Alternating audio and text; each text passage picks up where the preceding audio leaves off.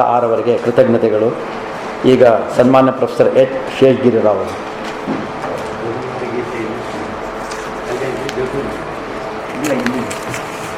ಎಲ್ಲರಿಗೂ ನಮಸ್ಕಾರ.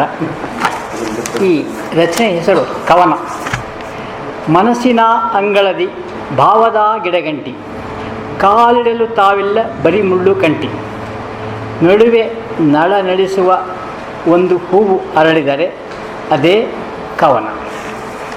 ಏರುತ್ತಿರೆ ಹಿಮಗಿರಿ ಶಿಖರ, ನೆರಳಿಲ್ಲ ನೀರಿಲ್ಲ, ಇಲ್ಲ ಮರ ಮಣ್ಣು, ಬಿಳಿ ಬಿಟ್ಟು ಬೇರೆ ಏನೂ ಕಾಣದು ಕಣ್ಣು, ಬಿಡುವ ಉಸಿರು ಕೂಡ ನುಣ್ಣನೆ ಹಿಮಮಣಿ, ಮೂಳೆ ಮುಟ್ಟುವ ಚಳಿಯಲ್ಲಿ ಉಕ್ಕುವ ಬಿಸಿನೀರು ಬುಗ್ಗೆ ಕವನ.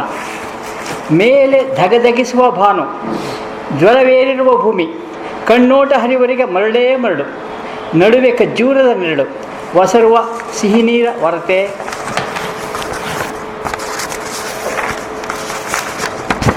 ಅದುವೇ ಕವಿತೆ.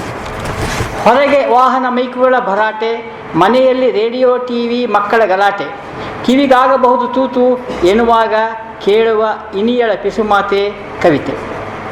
ತಾಯ ಮಡಿಲಿನ ಹಸುಳೆ, ಮೂಡದಿಹ ಹಾಲು ಹಲ್ಲು, ಜಾರುತ್ತಿರ ಜೊಲ್ಲು, ಅರೆ ಬೆಳೆದ ಅದರ ಹೂವಿನ ಎಸಳು, ಪಶು ಪಕ್ಷಿ ಜಡಚೇತನ, ತನ್ನವರು ಅನ್ಯರು ಎನ್ನದೆ ಖುಷಿಯಿಂದ ಮಗು, ತೂರಿ ಬಿಡುವ ನಗು, ಬಹು ಸುಂದರ ಕವನ. ನಮಸ್ಕಾರ.